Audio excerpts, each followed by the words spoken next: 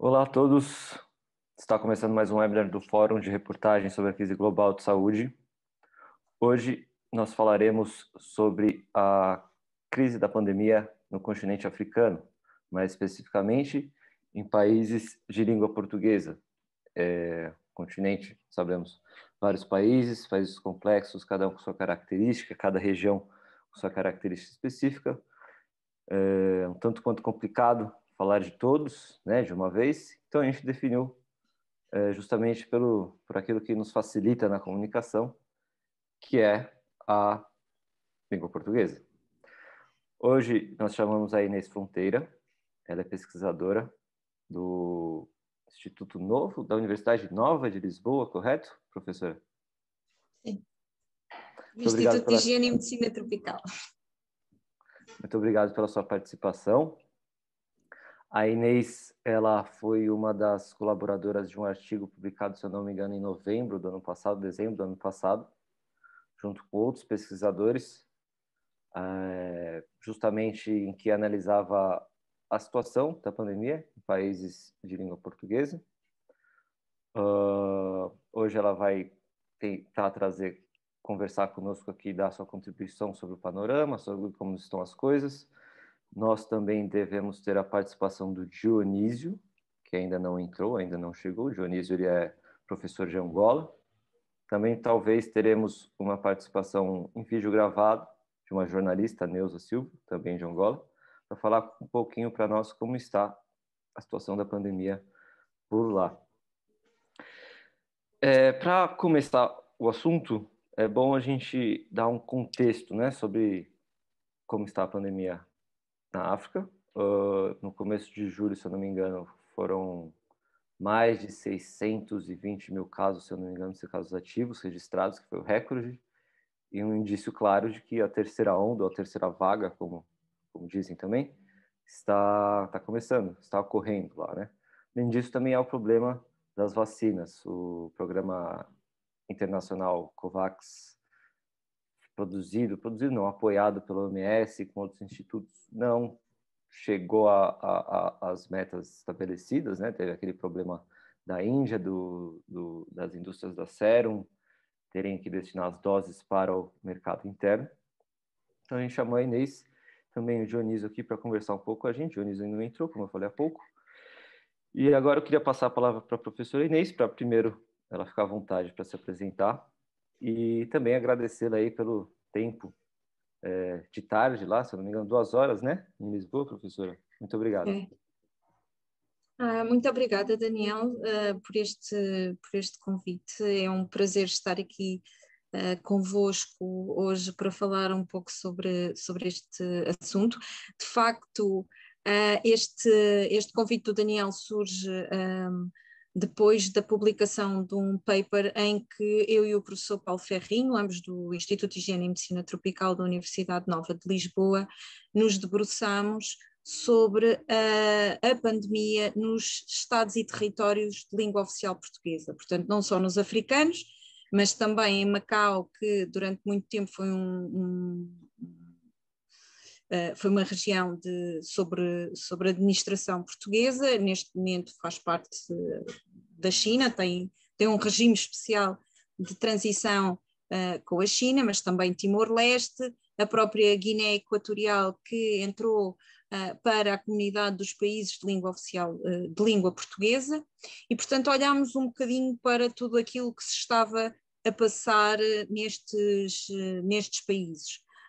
Portanto, tentámos posicionar os países relativamente à evolução da pandemia, quando fizemos esta análise, e os dados que olhámos na altura iam até cerca de julho, agosto de 2020, portanto, muito antes desta terceira vaga que já passou por Portugal, começa agora e vê-se muito bem agora nas curvas epidémicas do continente africano a surgir no continente africano. O próprio Brasil também já passou por esta terceira vaga, e portanto o que nós quisemos tentar perceber foi como é que se tinha comportado a epidemia ou a pandemia nestes territórios e, principalmente, o que é que estes territórios e estes países que partilham algumas questões em comum, não só a questão da língua que o Daniel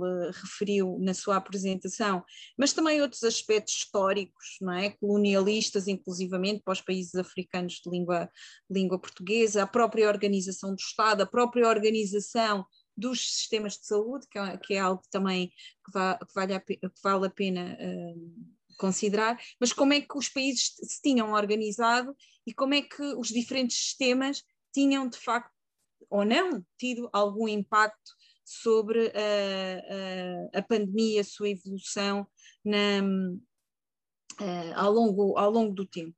De facto, aquilo que nós verificamos foi que, de alguma forma, por um lado, há uma homogeneidade muito grande no tipo de respostas que foram sendo implementadas e que foram e que se verifica não só nestes territórios, não só nos países africanos, mas em todo o mundo, não é? E que foi muito ditado por entidades internacionais, como a própria Organização Mundial de Saúde, mas depois entidades mais locais, na Europa, o European Center for Disease Control, no continente americano, muito também ligado ao próprio CDC, no continente africano, ligado ao Centro Africano de Controlo de Doenças, e, portanto, houve de facto uma homogeneidade nas recomendações, nas abordagens, os tempos de implementação foram sendo diferentes, mas apesar destes tempos de implementação diferentes, não houve de facto um impacto no sentido de dizer que houve uma maior implementação num país ou uma maior implementação noutro país. Depois, outra das coisas curiosas que nós encontramos é que, de facto, a própria pandemia, à semelhança daquilo que tinha vindo sendo descrito na literatura, parece ser relativamente mais benigna em países africanos. Quando nós olhamos, por exemplo, para os dados de letalidade, e estamos a falar, e eu continuo a referir-me, que isto são dados antes agora deste novo ressurgimento da doença que aqui na Europa aconteceu em janeiro, não é? No início de 2021, portanto, já depois da publicação do estudo. Mas, de facto, quando nós olhamos para as questões de letalidade, para as questões dos internamentos, da gravidade da doença, de facto, parece-nos que esta pandemia teve menos gravidade ou aparenta ter alguma menos gravidade nos países africanos. Há alguns autores que acabam por discutir muito isto e dizem que está relacionado com a quantidade de testes que se faz, não é? E a capacidade de testagem, mas isto não é verdadeiramente assim, quer dizer, este argumento pode ser muito, muito, muito refutado, principalmente porque, independentemente dos testes serem feitos ou não, as pessoas apareceriam e de facto haveria um excesso, por exemplo, de mortalidade, elas iriam de qualquer forma aparecer, ainda que pudessem não aparecer em termos, por exemplo, de procura de cuidados de saúde, porque alguns destes países têm, de facto, algumas fragilidades na assistência à saúde das populações. Portanto, realçar esta questão de alguma benignidade e, paralelamente, também realçar que a implementação de algumas destas medidas foi mais dificultada em países em que existia uma descentralização do poder, e, por exemplo, isso é muito óbvio no caso brasileiro, não é? Em que cada Estado pode decidir quando é que implementa as medidas, quando é que não implementa, com que grau é que implementa, etc. E isso pode ter um impacto importante. E isso não é só no Brasil.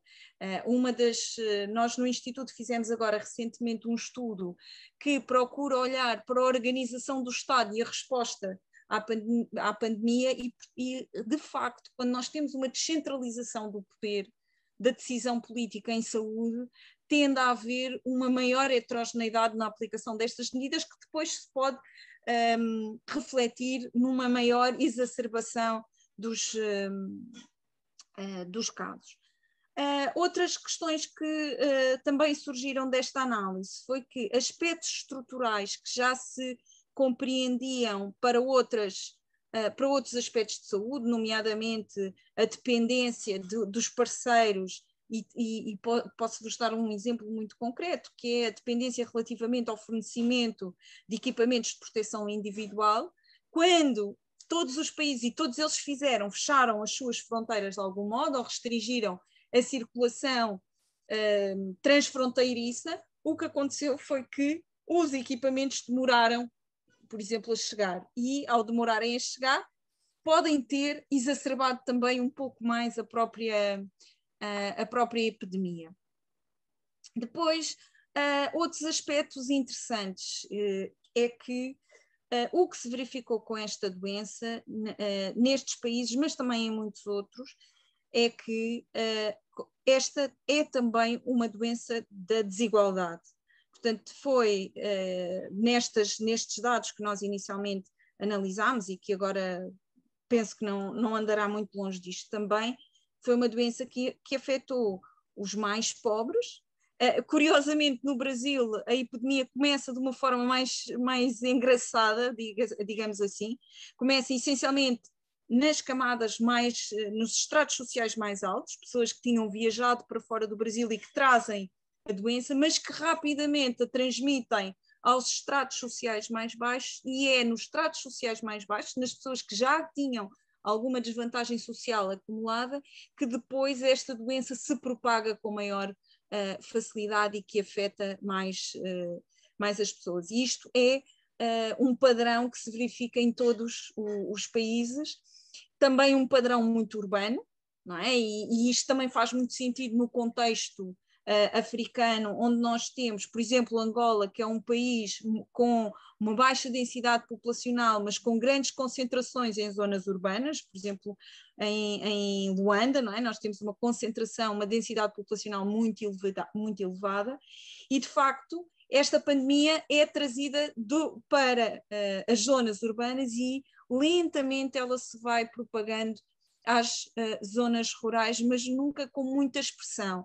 E isto depois tem a ver com as próprias dinâmicas populacionais, não só com as medidas que entretanto foram implementadas, de restrição de circulação, por exemplo, das pessoas, mas também porque tradicionalmente já não existiria esta circulação de pessoas, como nós vemos nos países do hemisfério norte, por exemplo, não é? Onde as pessoas têm uma mobilidade muito superior. Portanto, assim, resumindo de uma forma muito rápida e muito assim de passagem os resultados do nosso estudo, isto foi aquilo que nós encontramos, e estou agora disponível para conversar com vocês sobre este assunto. Professora, meu primeiro ponto é justamente de lá para cá. O que mudou? O que deve ter levado trazido essa terceira onda, essa terceira vaga? De lá para cá, eu digo da publicação do estudo até o momento, né? Foi uma retomada da atividade econômica, dinâmica populacional se dando com mais intensidade? Eu acho que há vários fatores que podem explicar, mas nenhum deles explica totalmente, não é? Há vários fatores que podem, eventualmente, nós podemos hipotetizar para a explicação desta terceira vaga, mas que nem todos o explicam. Por exemplo, nos países africanos, uma vez que o foco é a África, é os países portugueses, os países africanos de língua portuguesa, quando nós, por exemplo, olhamos para aspectos da economia que, de alguma forma, e não levem a mal esta minha comparação, mas comparando com a Europa tem sistemas sociais muito mais fortalecidos, não é? E, portanto, consegue absorver o impacto social da pandemia de uma forma muito mais homogénea e com mais capacidade. E, portanto, consegue o Estado, os diferentes Estados europeus conseguem ir dando resposta àquilo que são as necessidades das pessoas, que entretanto viram os seus trabalhos colocados em causa, viram um decréscimo do crescimento, um decréscimo da economia, portanto, tudo isto. O que é que acontece nos países africanos? Há, de facto, uma preponderância muito grande da economia informal, da economia de rua, do negócio, e, por outro lado, há uma fragilidade de muitos destes países na resposta à precariedade social, portanto, no apoio ao desemprego, no próprio apoio à saúde, etc. E, portanto, tudo isto, em maior ou menor dimensão, consoante também as próprias características dos países, fez com que as pessoas tivessem que retomar a sua atividade. Não é? E, ao retomarem a sua atividade, a única coisa que nós temos a certeza relativamente a esta doença é que ela está ligada a massas. Portanto, quanto mais concentração de pessoas houver, quanto mais gente houver nos sítios, na rua, etc., quanto mais as pessoas contactarem entre elas, maior a propagação da doença. E, portanto, a partir do momento em que as pessoas são colocadas ou lhes é permitido que elas retomem as suas atividades num contexto pré-pandémico, que é um contexto muito marcado pelos relacionamentos pessoais, pela agregação das pessoas, pela deslocação conjunta de pessoas, por exemplo, nos meios de transporte, etc. E nós, conhecendo o contexto africano, sabemos que nas grandes metrópoles africanas é isto que acontece, não é? Há uma concentração muito grande de pessoas, etc. Tudo isto levou a uma exacerbação do número de casos. Depois, há vários estudos que tentam, e agora falando também um bocadinho da diferença entre hemisfério norte e hemisfério sul, ou relativamente ao contexto africano, há um estudo que eu li aqui já há uns tempos atrás, em que se procurava perceber as condições ideais para a transmissão do vírus, e que se olhava para questões como a latitude, como a temperatura média, como a umidade, e de facto há aqui uma série, ou com a radiação ultravioleta, e há aqui alguns fatores que nós não conseguimos dizer que são de facto, isto depois quem é da área da epidemiologia percebe claramente esta questão, que é, nós não suspeitamos que possam ter alguma relação, mas não conseguimos provar que esta relação existe. E, portanto, estes fatores também podem ter tido alguma relevância. Por exemplo, na Europa, a terceira vaga entra perfeitamente na altura do inverno, onde tradicionalmente existe uma elevada incidência de doença respiratória, nomeadamente na gripe, não é? A gripe, o pico da nossa epidemia aqui na Europa, e em particular em Portugal, aconteceu naquilo que costumava ser o pico da gripe, portanto há aqui quase que um ocupar de espaço da Covid relativamente à gripe, e portanto também pode estar relacionado com esse aspecto. E depois há aqui outros aspectos que nós temos que ter em linha de conta, que têm a ver com o cansaço. Fala-se muito do cansaço pandémico, mas também alguma normalização da pandemia. E o que é que eu quero dizer com isto? É que isto são questões para nós refletirmos, não são nem parangonas, nem ideias completamente feitas, não é? Mesmo para nós tentarmos perceber se isto pode ou não ter aqui alguma influência. Mas a verdade é que, reparem, começa-se a falar da disponibilização de uma vacina, não é? Ou de várias vacinas, começam a aparecer as primeiras vacinas, aqui particularmente para aqueles países que começaram a experimentar uma terceira vaga mais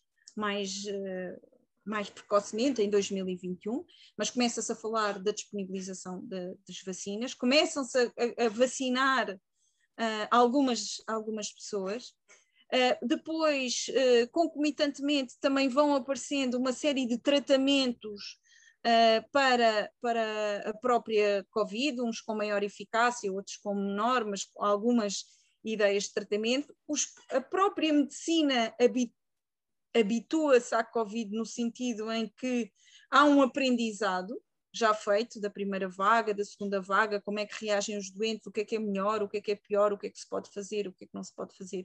E tudo isto, nesta sociedade de informação em que nós habitamos, começa a bombardear as pessoas e, portanto, a percepção de risco, no final da segunda vaga, onde já se tinha 2 experiências, começa a ser diferente.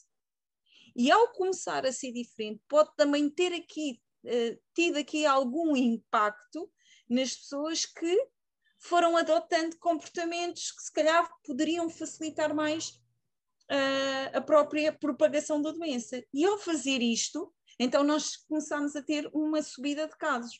E à medida que vamos tendo esta subida de casos e que as pessoas começam a perceber que ainda assim continua a ser grave, então há um retrocesso nesta percepção, com novamente as pessoas com o medo, a protegerem-se, a resguardarem-se, os próprios governos a forçarem este resguardo. Portanto, no fundo, penso eu que esta terceira vaga terá a ver com tudo isto. E reparem que os continentes que se foram atrasando, por exemplo, relativamente àquele aspecto da influência do próprio clima, das condições, etc., da própria epidemiologia das doenças respiratórias comuns, são aqueles países que estão ligeiramente mais atrasados porque estão agora a entrar nesta fase. Okay? Portanto, penso que todos estes aspectos contribuem para esta questão. Uhum. Esse último ponto que você falou, desse relaxamento, né, em relação à percepção de risco também, a gente viu aqui no Brasil e creio que talvez seja um comportamento, pelo menos, humano, digamos assim, né? Bate o cansaço, você acha que está tudo bem, agora já estamos no pico, não vai ter mais um pico, e as pessoas vão relaxando essas medidas de distanciamento social, por exemplo.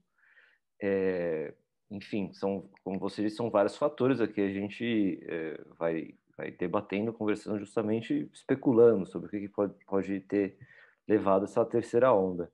Agora, professora, especificamente em relação à vacinação, queria saber em que pé está.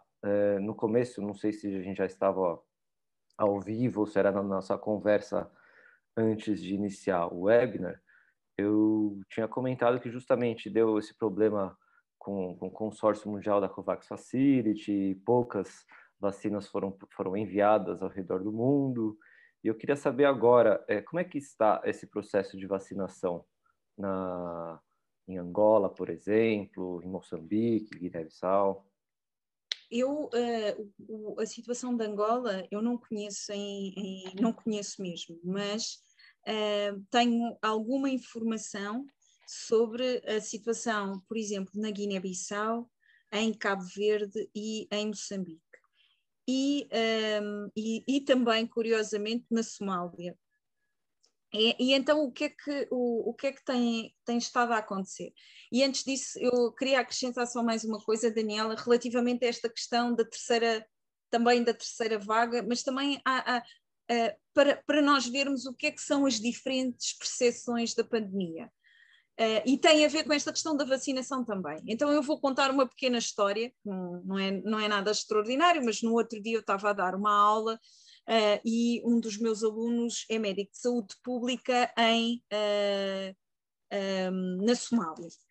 E eu trabalho numa área trabalho também com a área de recursos humanos, a aula era sobre recursos humanos, e ele perguntou-me e disse-me, professora, nós na Somália estamos com um problema gravíssimo, porque nós temos vacinas disponíveis, queremos vacinar os trabalhadores de saúde porque eles são prioritários para a vacinação, por todos os motivos, principalmente porque têm um maior risco de infecção e, portanto, importa tratá-los para eles depois conseguirem também tratar os outros.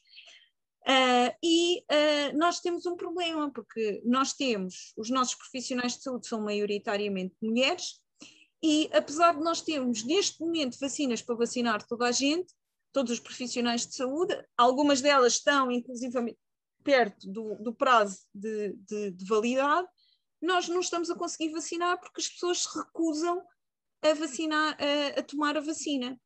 e ele perguntou-me se eu conhecia outras situações. Então, eu falei com algumas pessoas de Cabo Verde, de Moçambique e da Guiné-Bissau relativamente a esta questão da vacinação. Então, o que é que aconteceu ou o que é que acontece em alguns destes países? De facto, existe uma grande relutância relativamente à aceitação da vacinação, da vacina da Covid, sendo que esta relutância está relacionada com os mais diferentes fatores. Por exemplo, na Guiné-Bissau, estou em crer que isto acontece em muitos outros países africanos, inicialmente foi transmitida a ideia que a vacina ia ser experimentada na Guiné-Bissau.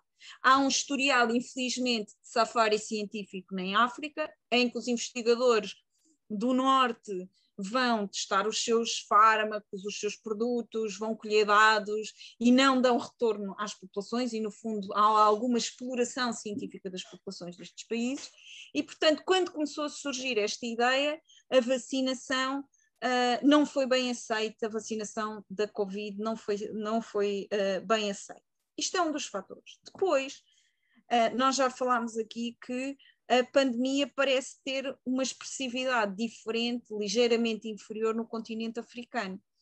E existe algumas crenças de que se trata da doença dos europeus. Por exemplo, na Guiné-Bissau, é referida como a doença dos europeus. Então não é uma doença que a população local reconheça como sendo sua. Então, não reconhecendo como sendo sua, tende lá está, a ter uma percepção de risco completamente diferente e, portanto, resguardar ou não aceitar a questão da vacinação. E depois ainda há a questão de recusar exatamente porque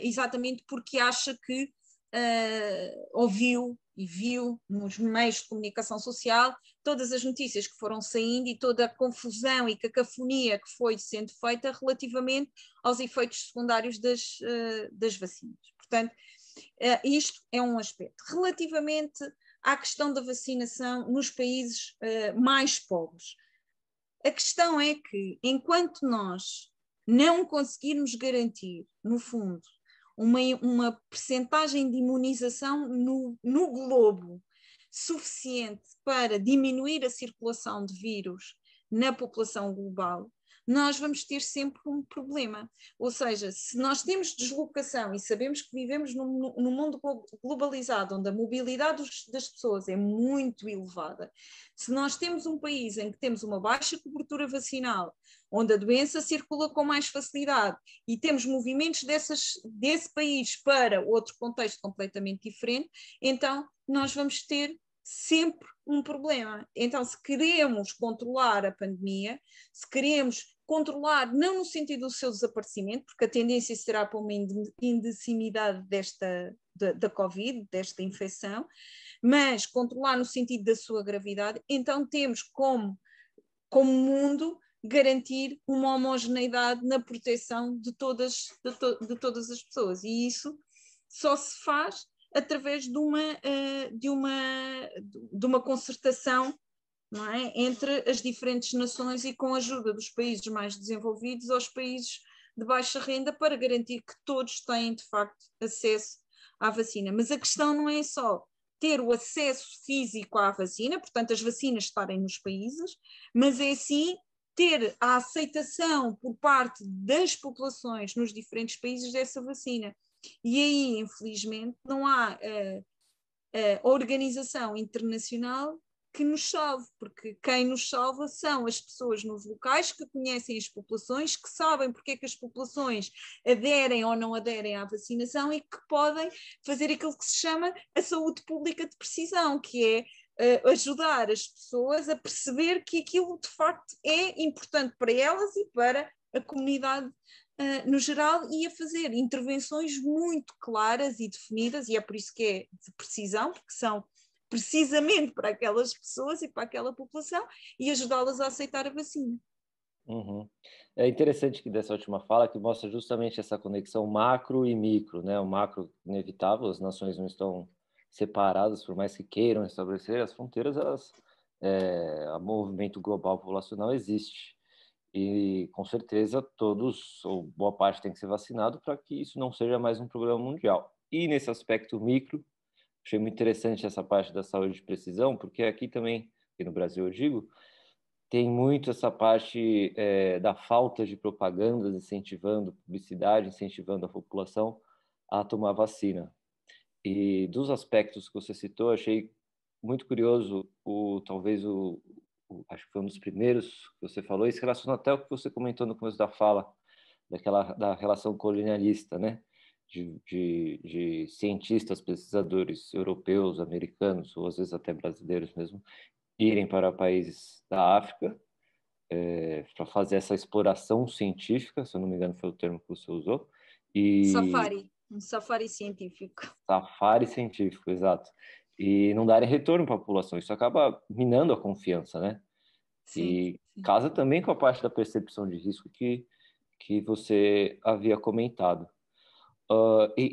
Então, queria só resumir assim, desses países, a vacinação, ou melhor, as doses existem e elas não estão sendo aplicadas por falta de confiança da população, só para esclarecer esse ponto, ou elas nem existem e também tem o problema, elas estão escassas, melhor dizendo, e ainda tem o problema da aceitação da população.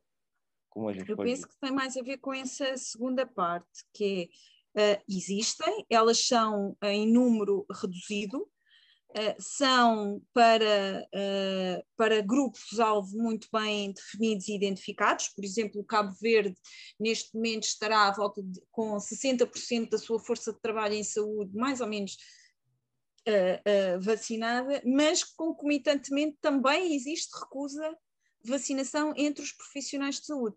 E isto não é só uma questão africana. Nós aqui em Portugal temos tradicionalmente uma adesão muito grande às vacinas. Nós somos dos países do mundo com melhores taxas de cobertura vacinal. Há uma confiança muito grande, as pessoas aderiram com bastante sucesso à vacinação aqui em Portugal, mas, por exemplo, há países europeus que têm estado a experimentar uma série de dificuldades, inclusivamente na sua força de trabalho em saúde, em que as pessoas recusam a vacina. E isto não é algo que seja novo para a vacina da Covid. Não é? O Reino Unido teve aqui há uns tempos um problema grande com sarampo, exatamente por causa da recusa de vacina de sarampo nas crianças. Portanto, há um historial e há inclusivamente alguns países que estão a desenvolver estratégias para fazer com que as pessoas adiram à vacinação para a Covid. Essas estratégias vão desde a oferta de brindes, de uma oferta qualquer para que as pessoas vão de facto fazer a vacina, não é? Porque enquanto não se tiver uma percentagem suficiente de indivíduos vacinados, o vírus vai saltando e vai afetando as pessoas de uma forma completamente diferente, que tenderá a aumentar a tal pressão sobre os sistemas de saúde. Uhum. Na minha pesquisa e também na minha pesquisa geral, quando eu passei pelo seu paper, eu reparei uma coisa, acho que faltava dados, eu não lembro exatamente de quais países, aí eu queria fazer essa pergunta assim, exatamente para entender em que nível podemos confiar ou até que ponto a gente consegue dados dos países como Guiné-Bissau, Angola, Moçambique. É muito fraco o nível de dados em relação à pandemia, é forte, eles são diferentes. Eu acho que a Guiné-Bissau, pelo pouco que eu percebi, é um pouco melhor. Procede essa noção? É assim, a questão da qualidade dos dados sempre se colocou e não é nova com esta questão da Covid. E não é nova porquê?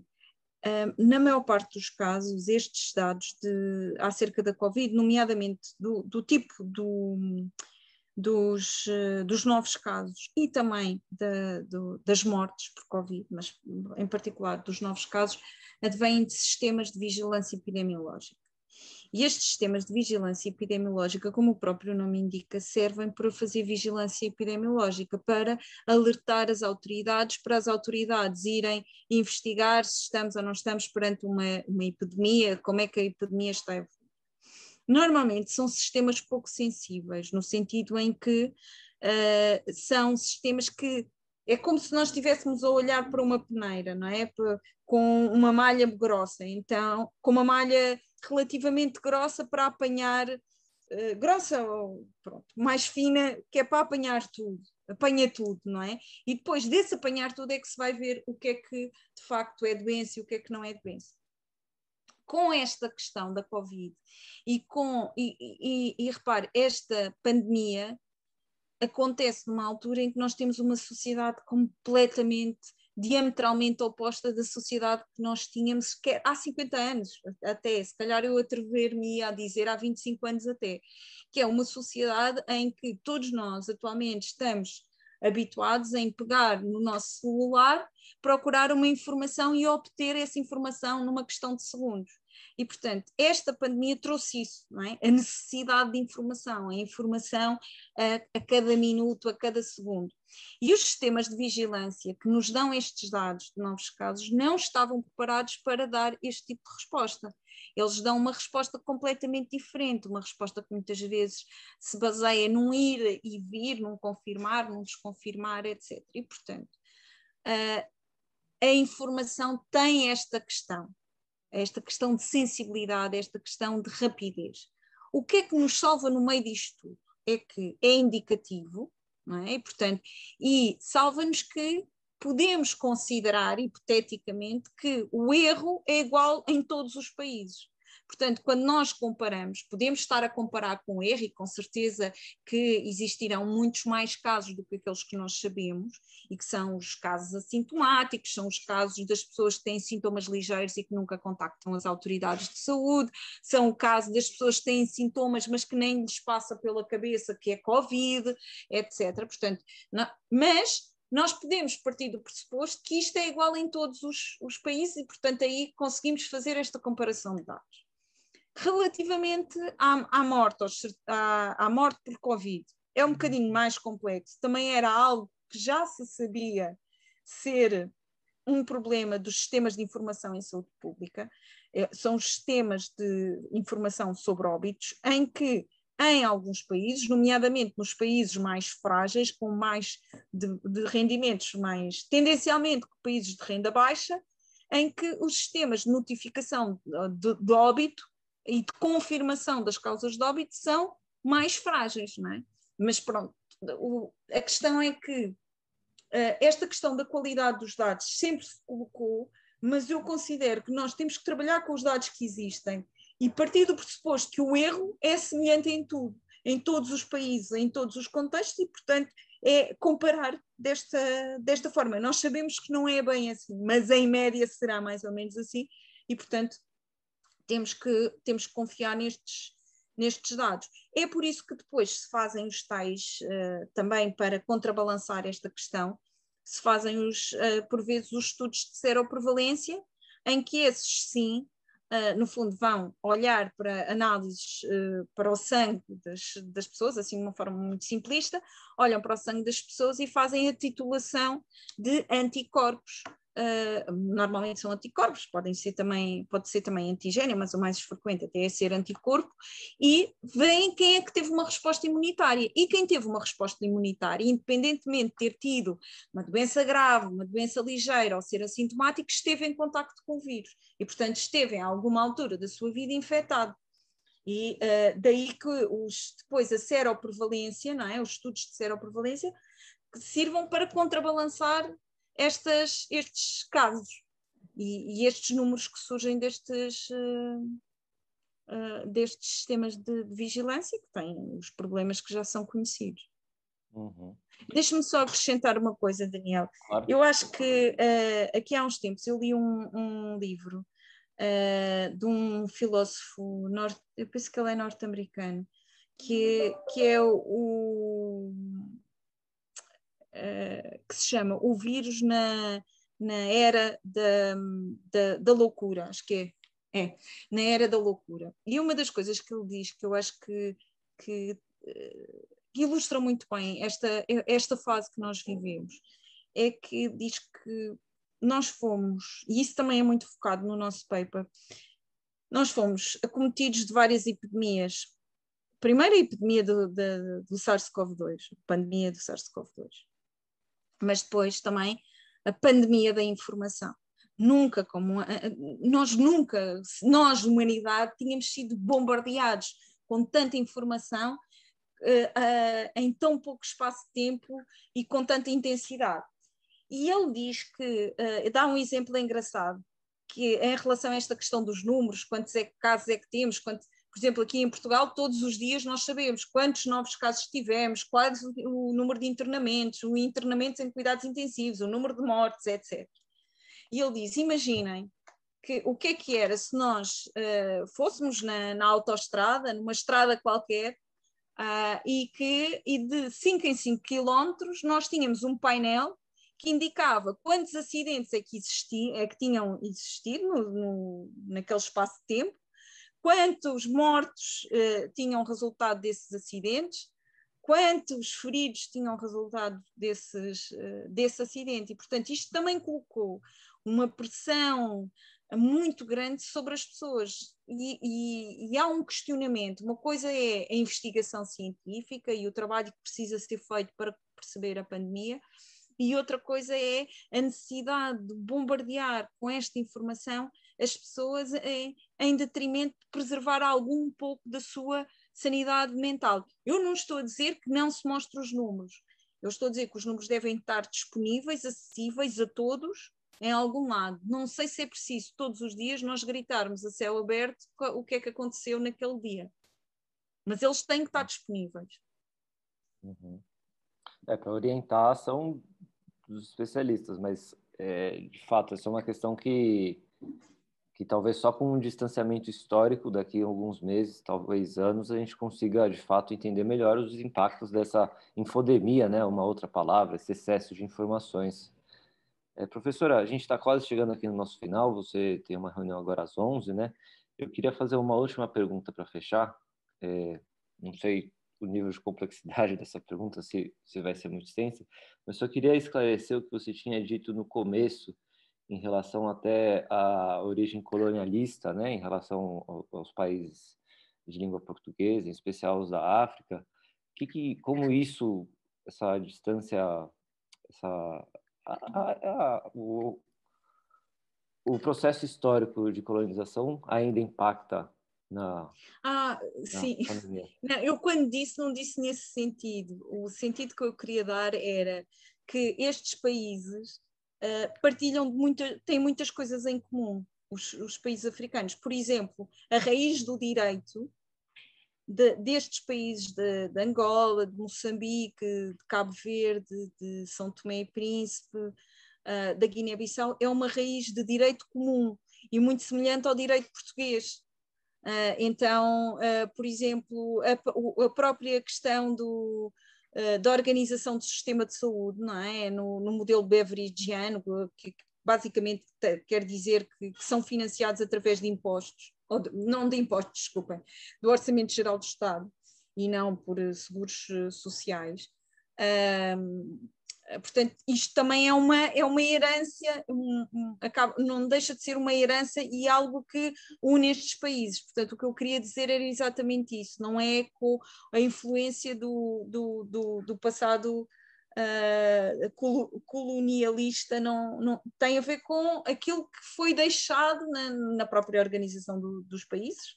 De formação, né, do Estado, formação do sistema de saúde. Da própria formação do Estado, sim, da raiz do direito, da estruturação da nação propriamente dita, e que vai buscar muito ao modelo antes da independência. Uhum. E agora eu juro que é a última. Aqui no Brasil a gente teve muito forte a parte dos remédios como cloroquina, ivermectina, infelizmente ainda é algo muito forte. em certos núcleos, especialmente núcleos políticos alinhados ao presidente. Você sabe dizer se esse tipo de medicamento, outros medicamentos também se espalharam de alguma forma, ainda nessa onda de infodemia nos países como Angola, Guiné-Bissau, Cabo Verde?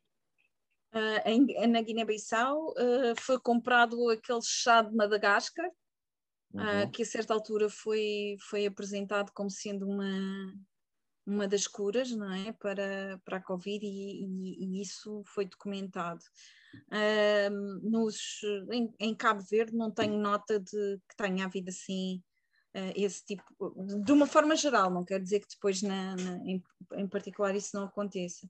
Angola também desconheço, e Moçambique também desconheço, mas na Guiné sim, na Guiné houve essa percepção, que aliás é assim, nós temos que considerar que há países, e não são todos os países africanos de língua oficial portuguesa, onde a medicina tradicional tem uma base muito forte junto das comunidades, em particular das comunidades que estão mais afastadas dos sistemas dos serviços de saúde, não é?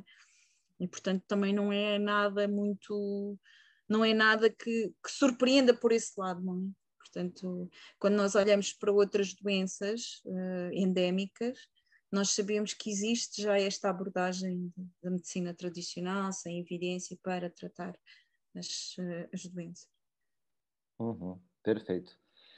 Professor, é um tema complexo. Se a gente fosse explorar cada país especificamente, cada assunto em relação a médico, em relação a distanciamento social, enfim, a vida em cada um desses contextos, a gente passaria horas e horas aqui e não teria fuso horário para suportar nossa conversa.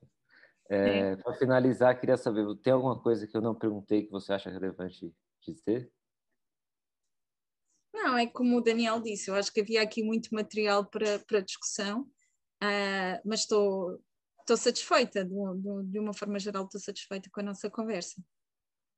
Maravilha, professora. Em nome de todos nós aqui do Fórum de Reportagem, queria agradecer a sua participação, seu tempo, sua disponibilidade. Foi um ótimo papo. Queria lembrar também que a gente vai deixar a transmissão na íntegra no YouTube, para quem não conseguiu acompanhar agora, acompanhar depois com calma cada ponto. Professora, mais uma vez, muito obrigado. Um abraço, tenha um ótimo dia. Obrigada, bom dia. Tchau, tchau. Adeus. Olá, cordiais saudações para si que nos acompanha e também para os colegas do painel. Quero antes agradecer a oportunidade, o convite para fazer aqui uma fotografia daquilo que tem sido a gestão e a evolução da pandemia da Covid-19 aqui em Angola. Abro a minha contribuição com a informação sobre a última atualização disponibilizada pela Comissão Multissectorial de Combate à Covid-19. Angola registrou 198 novas infecções nas últimas 24 horas desta sexta-feira, 8 de julho. Foram recuperados 84 pacientes e registrou 3 óbitos. O país registrou 3 óbitos. Eu começo por esta apresentação de um quadro diário das últimas 24 horas para dar aqui a noção a quem nos acompanha dos números que Angola tem registrado diariamente. Rondam à volta destes que eu acabei de apresentar. Em quarentena institucional, o Ministério da Saúde mantém atualmente 185 cidadãos e 2.071 outros estão sob vigilância epidemiológica. Vou fazer aqui uma observação no facto de, por ter citado a quarentena institucional, este foi um dos instrumentos que muitos países africanos adotaram logo no início do surgimento da pandemia no ano passado, em princípios de março, que foi na altura que começaram a surgir casos aqui em África. Muitos países africanos adotaram a quarentena institucional como uma das principais medidas para travar a propagação da pandemia. Mais lá para frente, se calhar desenvolvo um bocadinho mais este aspecto. Vou retomar aqui a fotografia. Até esta sexta-feira, Angola soma 39.791 casos positivos de Covid-19, 928. Deixem-me corrigir, até esta sexta-feira Angola soma 39.791 casos positivos, o número global. Destes casos, 928 óbitos e 34.169 casos recuperados. Como é sabido, a África enfrenta agora a terceira onda de contágios, com um aumento rápido de infecções, também provocadas pela introdução de outras variantes de outras partes do mundo. Temos a da Índia, temos a inglesa, temos aqui dentro, aqui ao lado, a sul-africana. Angola neste momento já registou, infelizmente, a variante sul-africana e também a variante inglesa. Isto tem sido, de facto, um motivo de preocupação para as autoridades locais. Como acontece em outras geografias, o Executivo tem vindo a atualizar as medidas para conter a pandemia. Luanda, a capital de Angola, está há mais de 6 meses, sensivelmente, sob cerca sanitária. Aqueles que, por imposição das obrigações profissionais, precisam de sair, têm de fazer um teste e ao entrar é o mesmo procedimento. Aliás, neste momento e já há alguns meses que Angola implementou o sistema de testar os cidadãos que chegam do exterior, além destes virem já com os testes feitos. Esse é um sistema que foi muito elogiado a nível internacional. São poucos os países cujo Estado paga para testar todo e qualquer cidadão que chega ainda dentro do aeroporto, faz o teste e depois, dependendo do caso, o próprio Estado coloca na quarentena institucional para melhor controlar a propagação de possíveis novas variantes. É um procedimento que foi muito elogiado e que os próprios os cidadãos, os passageiros elogiaram e dizem que não vêm mais em lugar nenhum. Conversei com várias pessoas que chegaram dos Estados Unidos, da Europa, de outros países e de facto o procedimento tem sido muito elogiado. A própria atuação do Executivo tem sido muito elogiada pela Organização Mundial de Saúde, mesmo na sua página institucional, quando se refere a Angola. Em março deste ano arrancou o processo de vacinação. Até junho o país já havia beneficiado de 2.172 milhões de doses de vacina contra a Covid-19 no âmbito da iniciativa COVAX. A meta do Executivo é vacinar pelo menos 20% da população até o final deste ano. Bom, no início, no ano passado, quando surgiram os primeiros casos e o governo decretou estado de emergência, então houve um fecho geral da economia, mas passou-se este tempo todo e o governo foi reabrindo paulatinamente, os empresários foram retomando as suas atividades, algumas empresas que tiveram, ou seja, não algumas empresas, alguns setores beneficiaram de alguma ajuda extra para voltarem a reerguer-se, tal como em outros países. Sabe que a África, os países africanos dependem muito das importações, portanto a África é muito pouco industrializada e tendencialmente gasta ou gastava muito mais a importar determinados produtos cujos países têm até um grande potencial de produzir.